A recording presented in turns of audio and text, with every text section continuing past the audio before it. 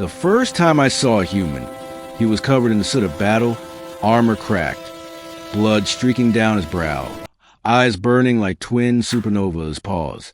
And in that moment, I understood why the Ka Dominion called them monsters, why our commander spoke their name with a mixture of contempt and fear, why entire fleets whispered about a species that crawled out of a death world and survived by tearing apart anything that dared threaten them. And I believe it all, every terrifying rumor, until the day one of those so-called monsters spared my life.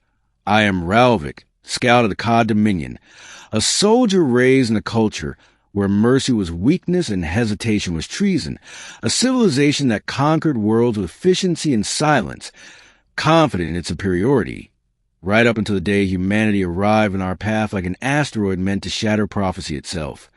Unexpected, unyielding, defiant, their burning resilience to challenge our generals dismissed as primitive until those same primitives annihilated our battalions, crushed our outposts, outmaneuvered our fleets, and took from us the one thing we had never known, fear.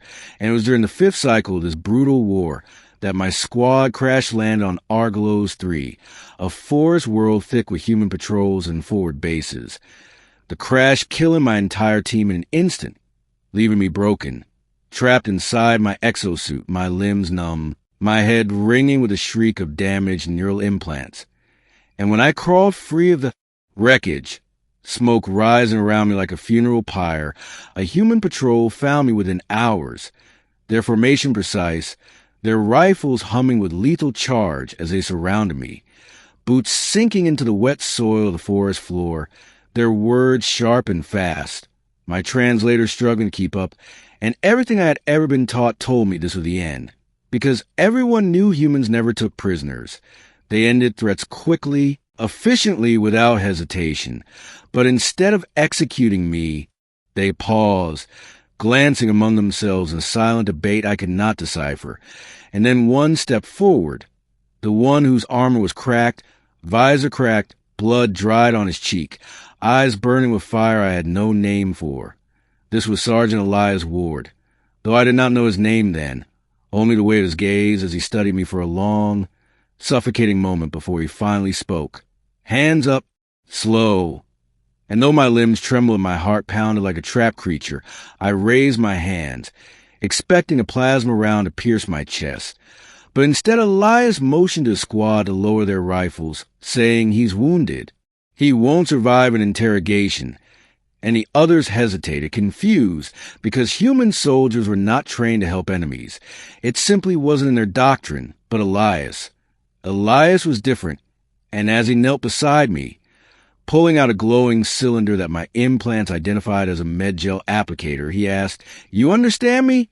And when I croaked out a shaking yes, he warned, "Good. This will sting." And the gel flared like fire under my carapace before fading into a cool rush of relief, and gasping, I asked a question spiraling inside my mind. Why? Why help me? And Elias answered with calm that shook my worldview. Because you're not my mission. Killing the helpless isn't victory. And those words lodged themselves deep inside me like a seed waiting for the right moment to grow. They brought me to their forward post. A bunker carved into the cliffside, metal warm from internal generators, the scent of oil thick in the air, and the commanding officer demanded to know why I hadn't been executed. But Elias stood tall and replied, he wasn't a threat. We don't become monsters to defeat monsters.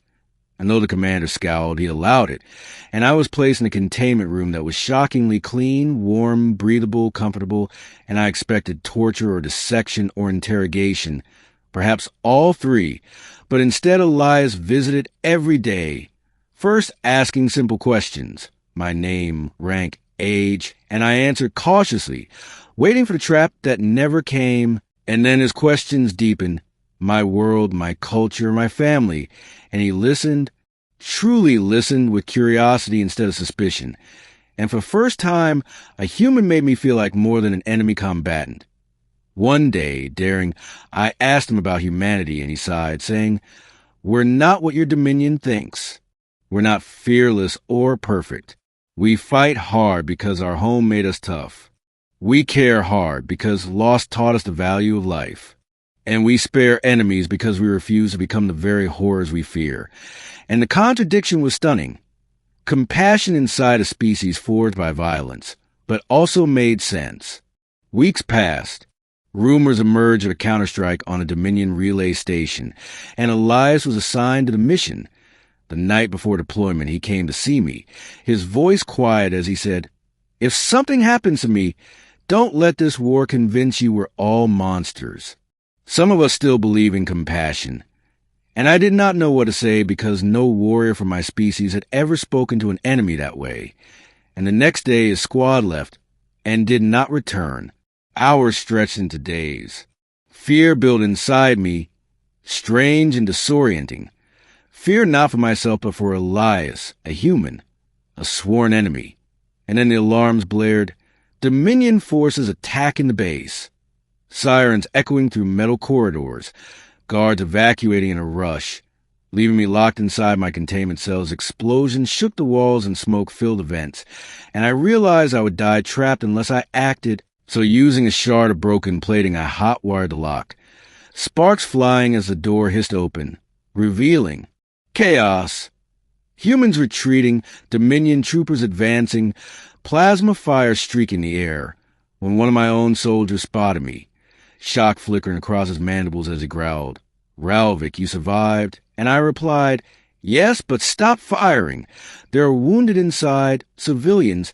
And he snarled, "They are human. They die." And in that moment, I understood Elias's words with blinding clarity.